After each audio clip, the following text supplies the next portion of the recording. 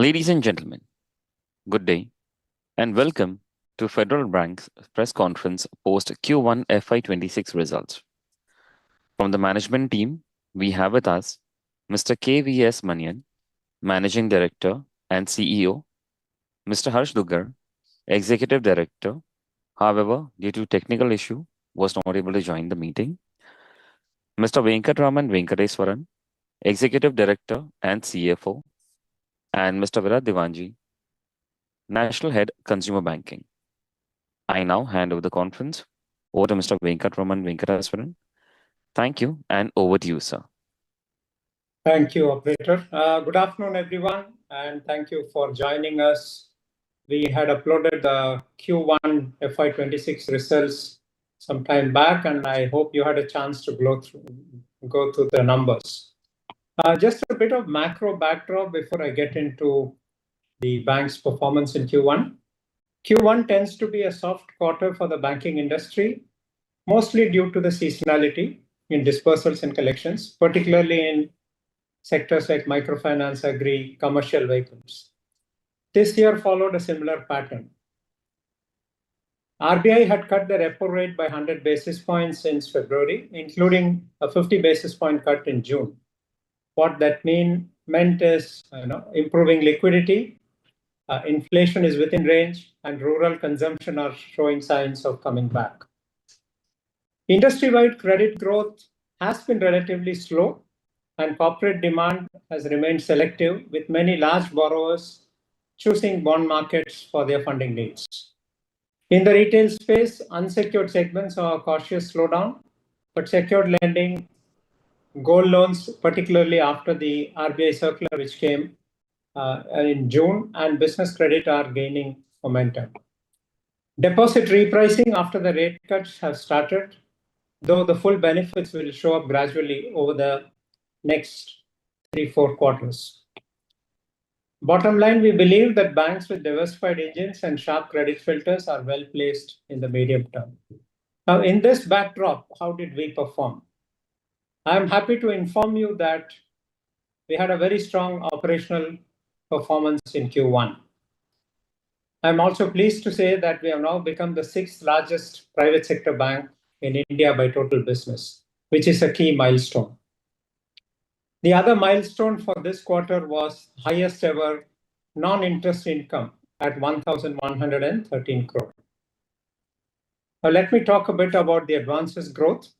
Our gross advances grew by 9% year on year and 3% over the previous quarter, led by focused growth in our medium yield segments. You will recollect that in our strategy document, we had mentioned that the focus will be on growing the medium yield segments. Notably, commercial banking grew by over 30% year on year and 5.5% sequentially. We saw good momentum in the credit card business. We rose 16% year on year and 8% this quarter. Commercial vehicle and equipment financing saw 30% year on year growth and 5% sequentially. Gold loan has picked up momentum post the clarification from the RBI, and we do expect to see gold loans grow by at least 25 to 30% per annum this year. Retail restructuring is something which we are embarked on as part of our strategy in terms of creating retail business service centers and retail loan service centers. A large part of the retail RLSC and RBSC setup has been completed, and the residual part will be done in the next month. So we do expect stronger retail momentum in the second half, especially with the festive season approaching. Our estimates suggest we are on track to grow at about 1.2 times the nominal GDP. On the deposit side, we are seeing healthy and balanced growth. You will recall that we had a focus on growing our CASA and more specifically CA. I'm happy to report that the average CA grew by 3% this quarter, which is a very strong performance against the backdrop of performance by the other players in the industry. Our CASA ratio now stands at 30.35%, an improvement of 108 basis points over last year and 12 basis points sequentially. Retail term deposits are picking up traction, and our deposits grew 8% year on year and a little about 1.3% over the quarter. Despite the rate cycle, we delivered steady numbers. Our net interest income came at 2,337 crore, up 2% year on year. And our NIM stood at 2.94%. We follow, as you know, a T+1 repricing on the repo-linked advances, which means a large part of the rate cut which has happened has been factored into our numbers. We expect NIMs to bottom out in Q2 and improve thereafter as cost of funds drops and loan mix rebalances. Our non-interest income, as I mentioned earlier, has hit a record high of 1,113 crore, the highest ever for the bank. Core fee income was up by 20% year on year and other income by an impressive 22% year on year. Operating expenses remained flat compared to the previous quarter, keeping our cost-to-income ratio at 54.89%. We continue to create operating leverage by driving digital sourcing and process efficiency. On asset quality, while credit costs were elevated this quarter, they were largely driven by slippages in the agri and MFI portfolio. This is something which we have seen play out in the industry as well. Having said that, based on the current trends which we have seen over the last 2 months, we expect the slippages to moderate and stabilize going forward, leading to a normalization in credit cost. Whilst the credit cost for this quarter was at 65 bps, we continue to maintain our guidance for the full year around 55 bps. Gross slippages stood at 658 crore, with the bulk coming from MFI and agri, as I mentioned earlier. Our GNPA ratio remains at 1.9% and net NPA at 0.48%, both quite stable, and our provision coverage ratio at a very healthy 74.41%.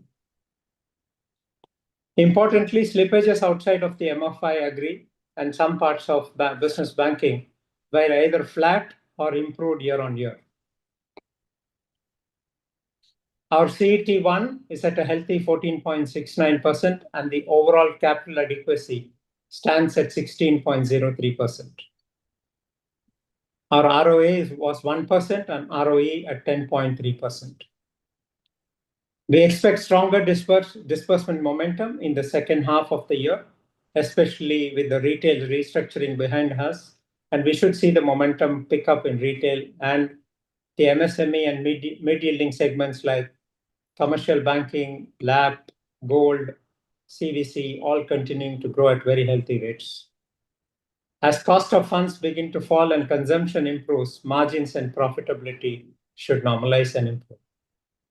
We are seeing clear tailwinds in secured MSME lending, gold-backed loans, and the 12 strategic themes that we spoke about in our strategy session earlier in Feb are showing visible progress.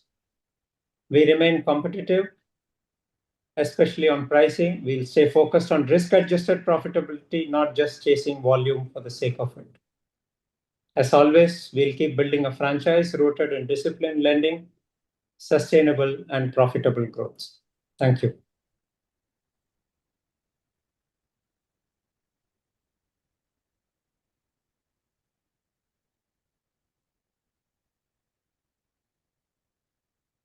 We can now take questions, right, operator? Thank you very much. We'll now begin the question and answer session. Anyone who wishes to ask a question may click on the video question tab on the webcast screen, follow the instructions and join the Zoom meet, and click on the raise hand icon on the bottom of the Zoom window to join in the question queue.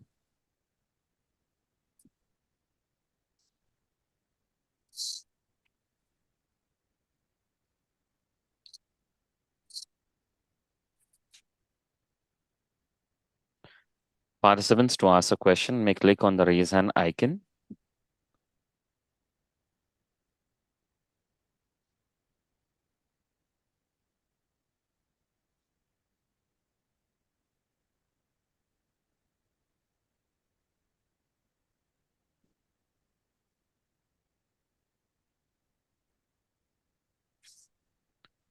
Our first question is from Shrishti Sharma from Economics Times BFSI. Kindly unmute and proceed with your question. Hi, good afternoon, management. Thank you for this. I have a couple of questions. I'll begin with the most basic one. NIM compression is an industry-wide phenomenon, and in fact, Federal also saw a sequential dip. We have been seeing lower interest rate environment. 100 basis points is also what you just mentioned. Now, there are blurred lines about whether we'll see another rate cut or not. First question will be, what has been your strategy around deposit mobilization, low cost deposit mobilization, given the low interest rate environment? Second question will be on the corporate lending. You just mentioned it's seeing selective pickup. What is your outlook on a year-on-year basis? How much growth are you going to see, and where are you seeing problems? Um, Again, this is again an industry-wide phenomenon. And third question will be on credit cards. I just saw the presentation. You were the fourth largest issuer. What is giving you confidence about the credit cards? And again, added to that, the retail recalibration that you mentioned, if you could detail more on that front. Yeah, these three, I'll come back. Right. So, Venkat, I'll take some and I'll ask Harsh to come in on some of them, on the corporate one specifically. So, taking it in the reverse order, Srishti, we are, on our credit card portfolio, we are basically, as I have been saying earlier, we have seen robust trends on our quality of asset on the credit card portfolio. And of course, this data fourth is the net addition. So therefore, we add new cards and the old cards get cleaned up from the base. So our net addition puts us at the fourth position. And credit card is one of the focus areas for the bank. And in our case, large part of the issuance happens to be to our existing base of customers, which gives us confidence on asset quality. Yeah, because our current asset quality on our organic book is fairly good, and we have been consistently scaling up our organic book. So that is one. The second question you had was retail restructuring. Basically, in retail restructuring, there are three things we have done.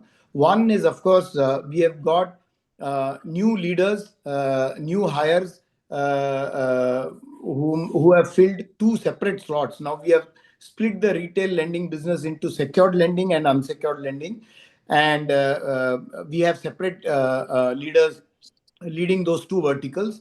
And even in the secured lending, what we have done is we have earlier we used to do one mortgage business. LAP and home loan were one business. We have actually created separate teams handling LAP and home loan, and separate team handling branch sourcing. So therefore, we have basically restructured it for more focus. Quite apart from the restructuring that Venkat mentioned when he talked about retail loan centers and retail business service centers, where we have moved these centers away from the branch into regionalize them, and so that lot of non-sales and relationship part of the work can be transferred out of the branches into these centers. So that's the restructuring he was talking about.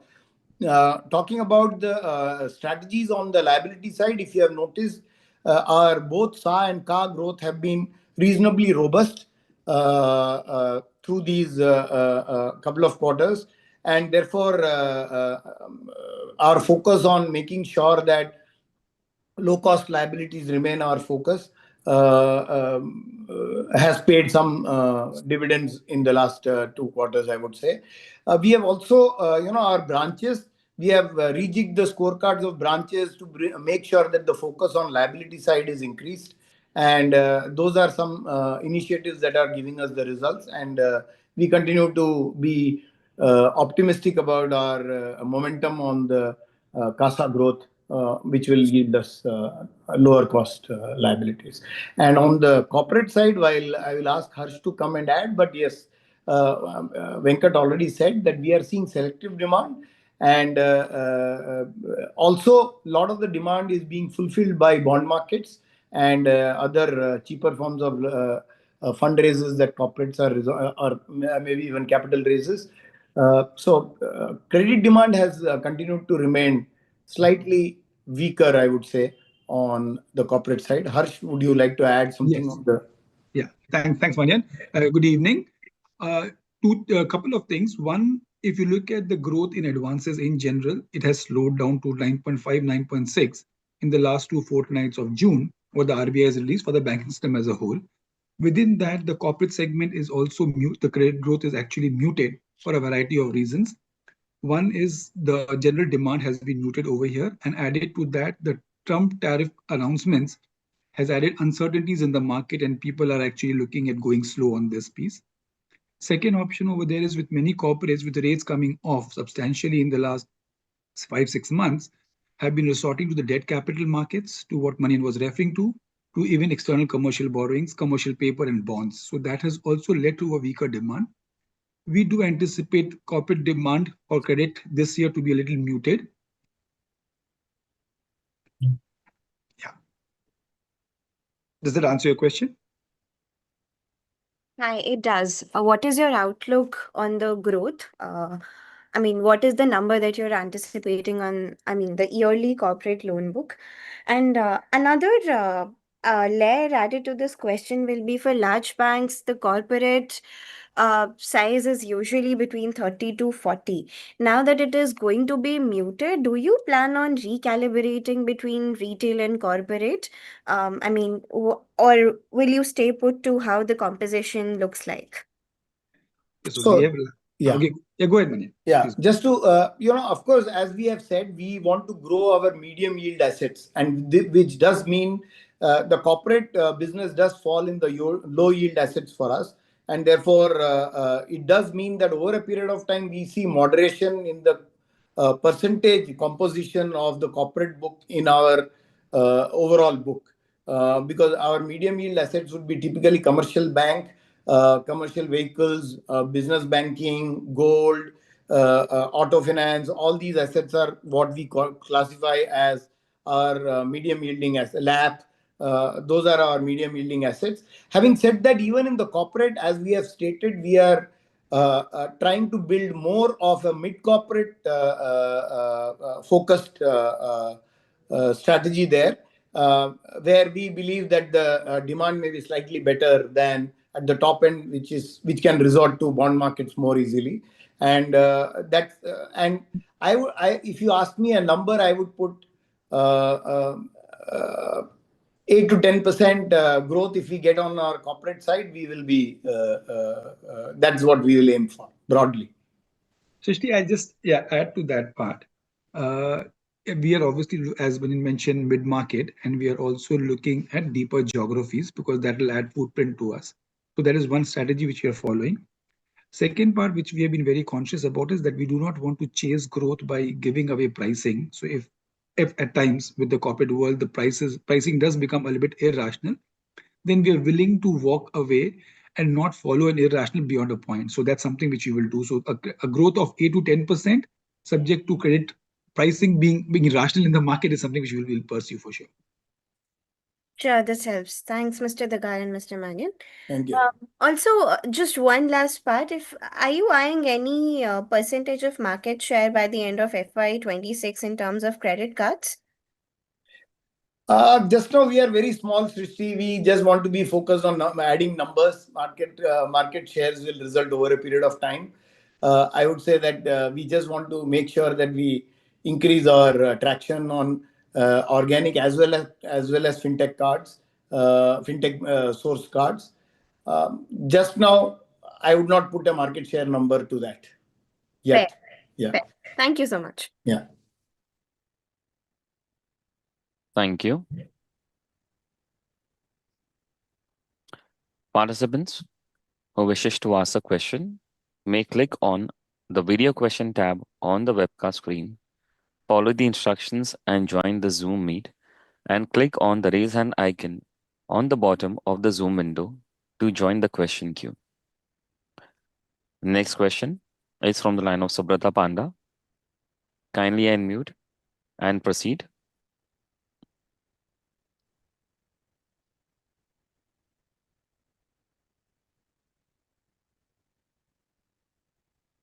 Go ahead, sir. You're audible. No, Subrata Panda. not audible.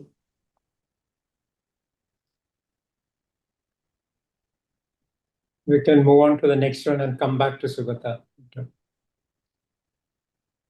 Sure, sir. Next question comes from the line of Mayur Shetty. Requesting you to unmute your audio and proceed with your question. Hi, good evening. Are you able to hear me? Yes, Yes, sir. Mayur. Yes. Thank you. Mr. Manian, I missed some of the comments earlier, and I thought I'll take the opportunity to ask you, like, how do you see the quarter gone by? Was it a bad quarter because there has been a decline in the net profit? Right. And what was the reason for the jump in provisions? Right.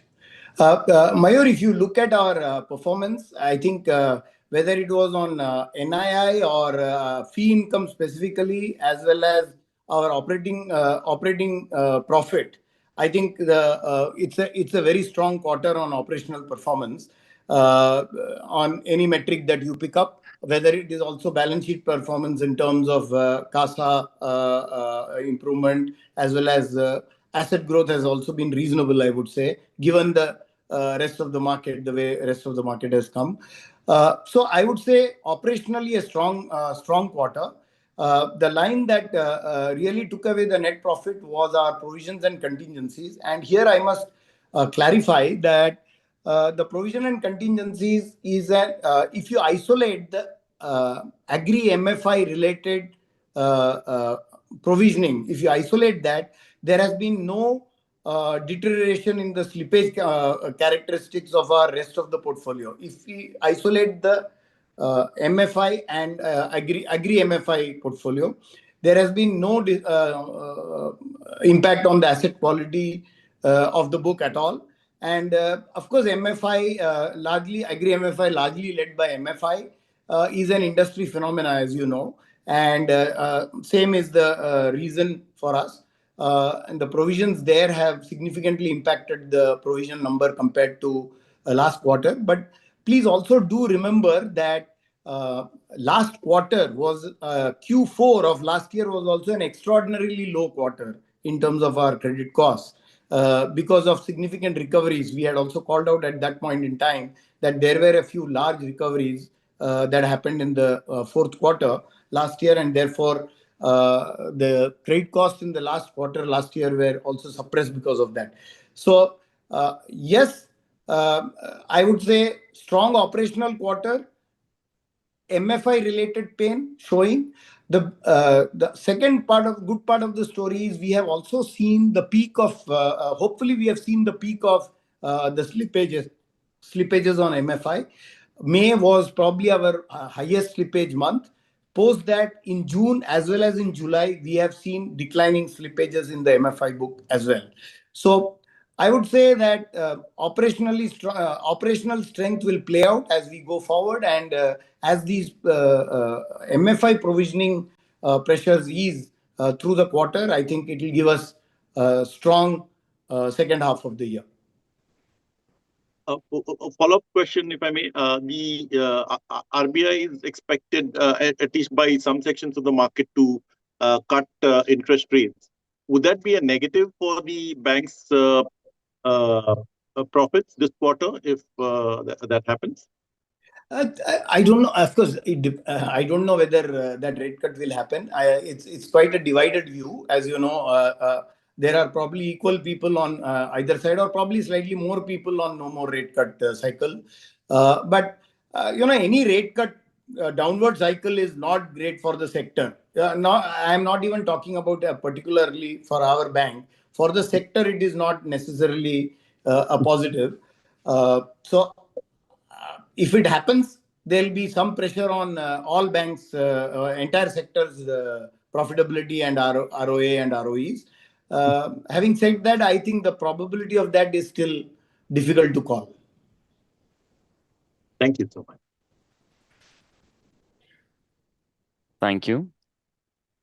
Next question is from the Sorry, line of... I'll just add one Sorry. thing. So if you see our own financials this quarter, while there is a net interest income pressure, actually, Mayur, I also said that there is a strong performance, operating performance. Our other income is at 1.3% of our average assets. And actually, what we, of course, we lost something in net interest income, but we have also made good significant part of that through other income in the quarter, and that's what makes our performance, operational performance strong this quarter. And as interest rates head down, this is something banks will have to get better at, right? To make more of other income and fee income and make up for loss in NAI, though it's always more difficult to do that, but at least it can be partly offset by that, as well as reducing cost of funds, cost of deposits, obviously. Yeah. You're referring to treasury on the treasury side. Treasury is one part, fee income and other forms is the other part. It's a multiple other charges, distribution fees, treasury, all of that put together. Yes. Thank you. Yeah. Thank you. Next question is from the line of Atmadeep Ray from Economic Times. Please go ahead.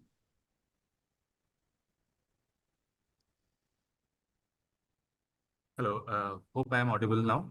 Yes, sir. Go ahead. Mr. Bingashran mentioned that there is an expectation that NIM will be bottomed out in the second quarter. So my first question would be that what is the outlook for NIM for this year? And number one. Number two, as you are looking at 8 to 10% growth in corporate book, of course, without making any dent in the margin, what is the total? What is the guidance for the overall credit growth? These two for the time being. Thank you. Venkat? Yeah, let me take a look. See, in terms of the second question about overall credit growth guidance for the year, our stated objective and focus is to grow the medium yielding segment faster than rest of the book. And so overall, we have been saying that we will grow our credit at about 1.2x of the nominal GDP. So we are still on track to deliver that level of growth. So at current rates, you can say it will be around 12%, 12 to 13% per annum as the credit growth. And on NIM for this year, like I said earlier, yes, Q2, this is again with the assumption there is no further rate cut. If that happens, the whole industry will see some impact. But keeping that aside, we will see the impact of the rate cut which happened in June, the full quarter impact coming through in this quarter. And post that, with the deposit pricing, starting to readjust, because deposits usually, the average maturity of term deposits are about 12 to 14 months. So you will see the deposit pricing reducing, plus the impact of the savings rate cut and the mix change. TRR. We do expect that the NIM to be around, currently it's around 2.94, maybe about 5 to 10 basis point around these levels, maybe slightly lower. And then coming back in H2, it will go down and then come back in H2. And all things staying same, we should be back to around 3% levels.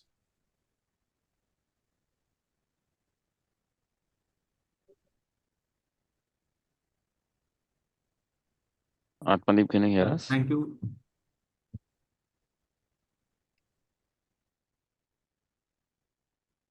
Thank you. We move on to our next question. Next question is from the line of Hamsini Karthik from Money Control. Please go ahead. Hi. Hi, Hamsini. Before I ask my question, I just have one request.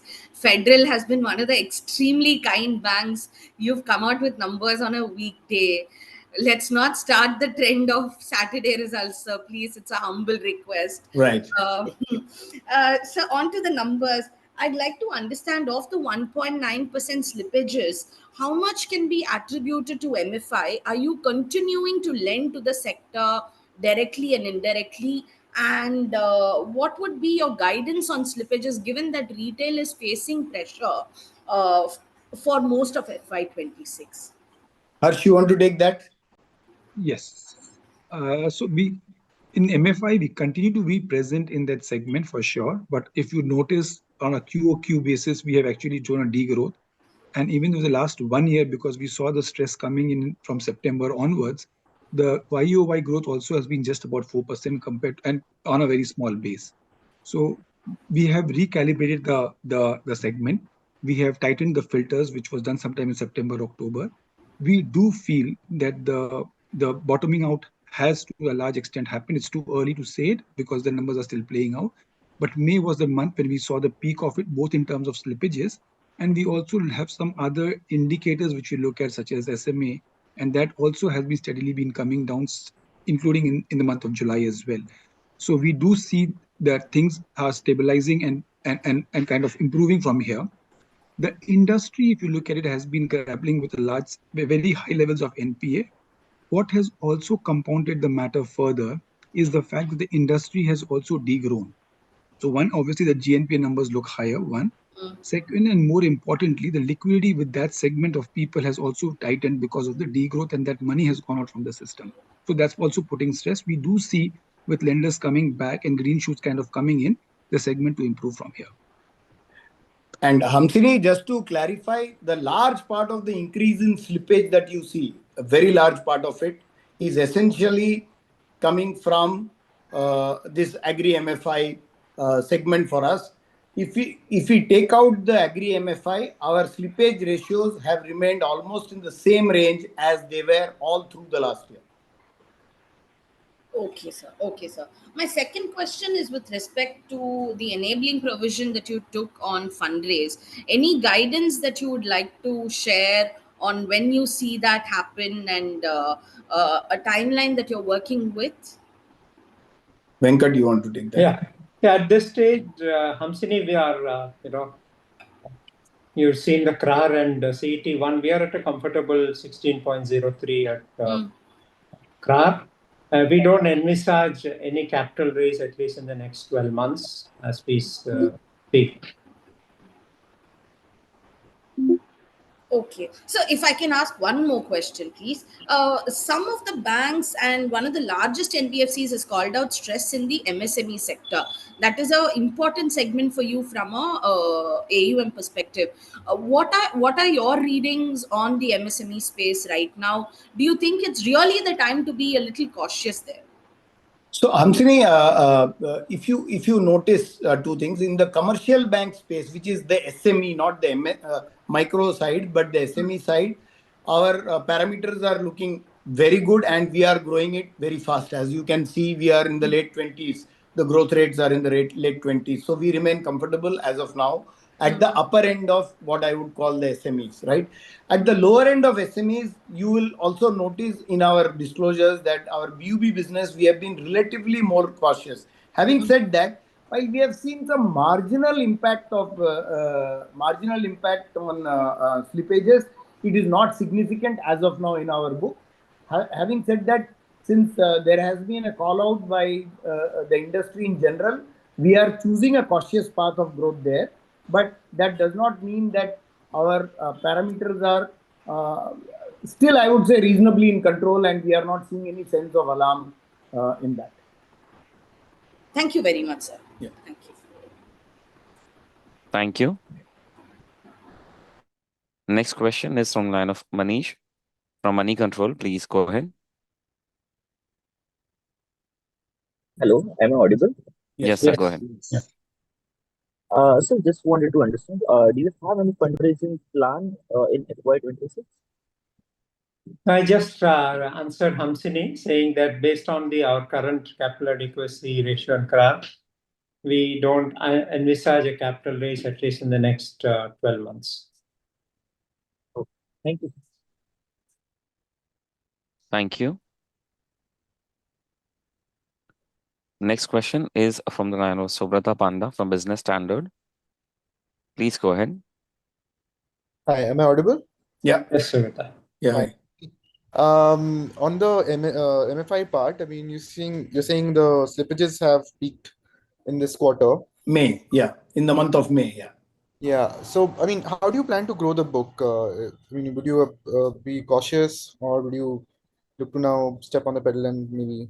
Yeah, no. Just now we want to be cautious. We don't want to grow the book. We want to see I mean, like I said, there are 2 months we have seen a decline. We would like to see the trend a bit more strongly in another couple of months. So at least for a quarter more, I don't think we will think about pushing growth there. We will wait and watch. And going forward, well, I mean, what is the So, range? we know that MFI is a cyclical business, right? There, it does go through its cycles. So it is not, I mean, we do see opportunity in that segment of customers. So what we are looking at is, of course, remain in this business. We are not exiting this business or anything. Like we said earlier, we have stayed there. We have not grown it or marginally degrown it, but we have stayed there because there are a set of good customers there as well, right? So we will continue to remain present in that business. We are also looking at some ancillary products which we can do around MFI unsecured loan. Around that, can we do some other products? So can we do some liability products, insurance products, some lending, secured lending products? So we are evaluating all those kinds. So that segment of customers we will continue to engage. The traditional unsecured MFI lending being only one part of that.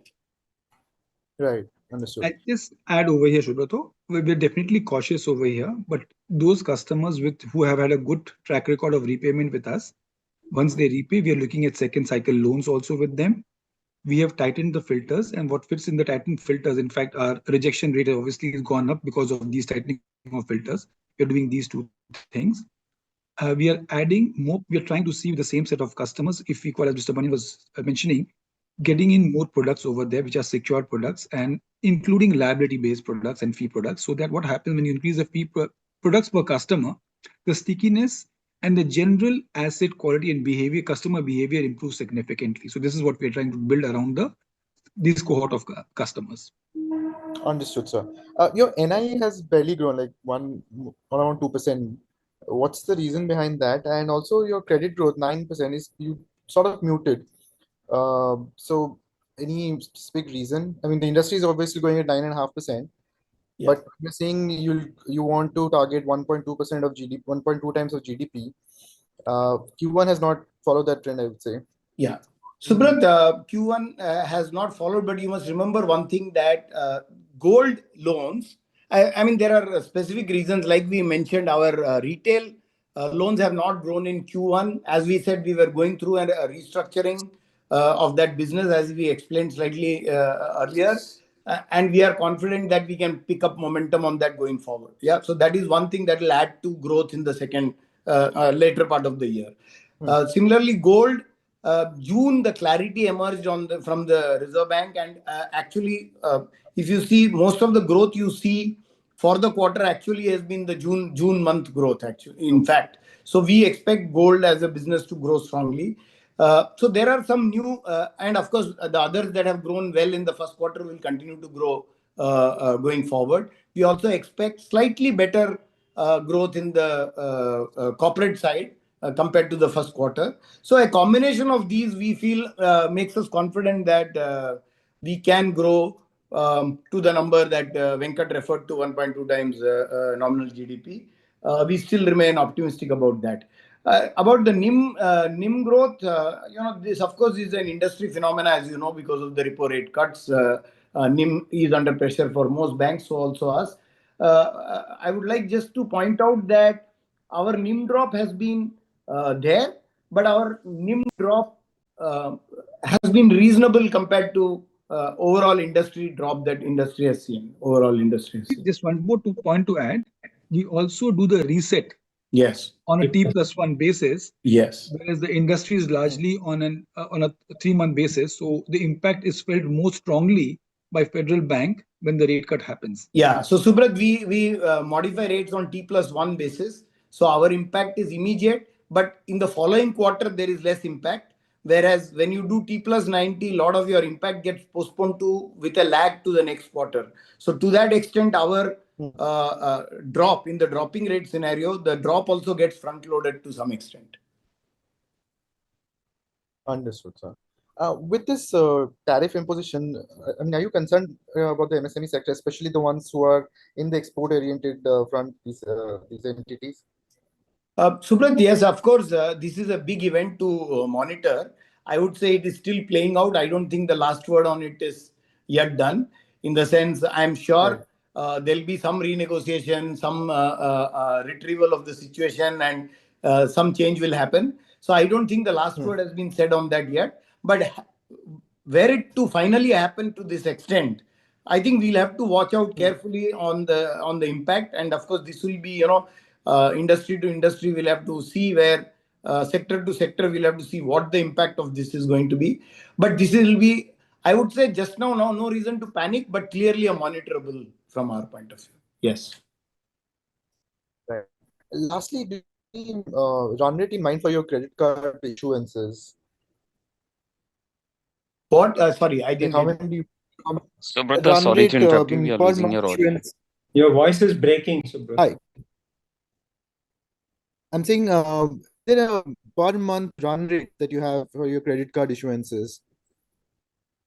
Subrat, the way I look at, I mentioned this to somebody else earlier. Right now, I am looking at growing month on month the number. And the number has been growing month on month, and we will continue to maintain that traction.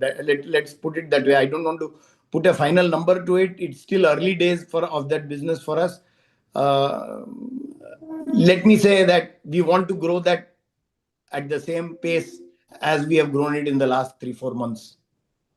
And like I said, we have a new leadership there. We have a new leadership there. So detailed plans are being drawn up. And Virat, you would like to add something there? I would.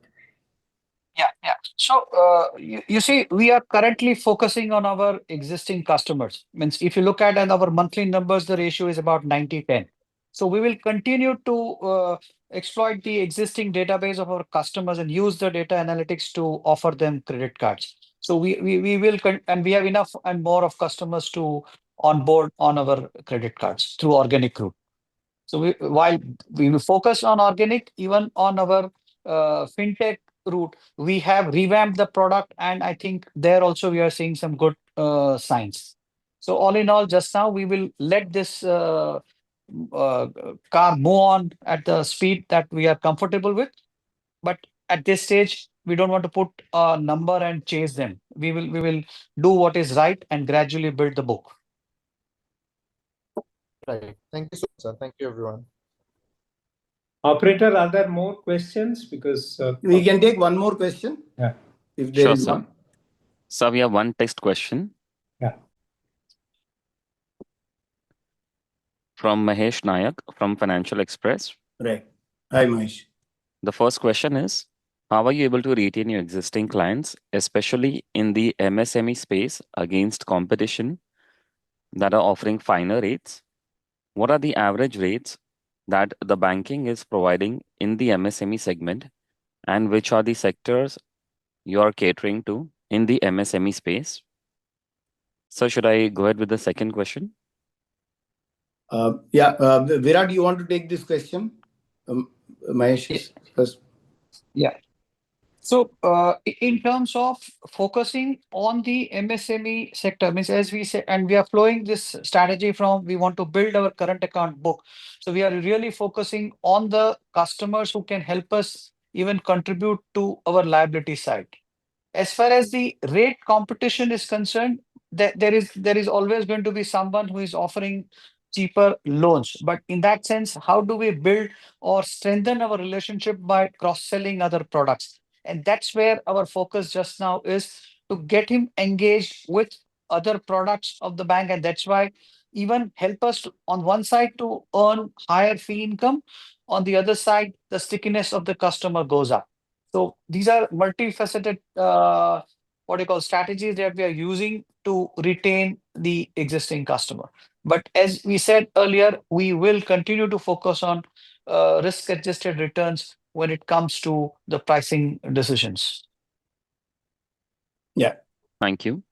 So the next question is, what is the loan ticket size where you are facing stiff competition in the MSME segment? Is it rupees 5 crore to 40 crore loan ticket size or more than 40 to 50 crore segment? So, Mahesh, we operate across the segment. In our BU, like I mentioned earlier, in our commercial bank, our average ticket sizes are at about 10 crore, though we go up to 40-50 crore. In our BUB segment, our average ticket sizes are more closer to 70-75 lakhs, though we go up to 5 crores. So we operate across the segment, and obviously the competition is always more on the from pricing perspective. The competition is always more on the upper segment than the lower segment. But competition is there in all segments. It is just that the degree is slightly more in the upper segment, I would say. Having said that, like Virat mentioned, I think our approach to customers is more holistic. So if we can make money on the overall relationship and we see potential in the overall relationship to be wider and making money for us in the broader context, and the risk-adjusted returns are okay, we are always flexible, and we continue to retain such customers. We don't let such customers go. And I am assuming that our levels of service make them even more difficult for them to go. Yeah. Thank you very much. So that was the last question. Thank you. Would like to make any closing comments? Thank you, everyone. Thank you. Thank you for spending a Saturday evening on this call. I take Hamsini's note of Hamsini's point, and we'll see what we do next on that. Thank you. Thank you all. Thank you. Thank you. Thank you. Thank you very much. On behalf of the Federal Bank Limited, that concludes this conference. Thank you for joining us, and you may now disconnect. Thank you.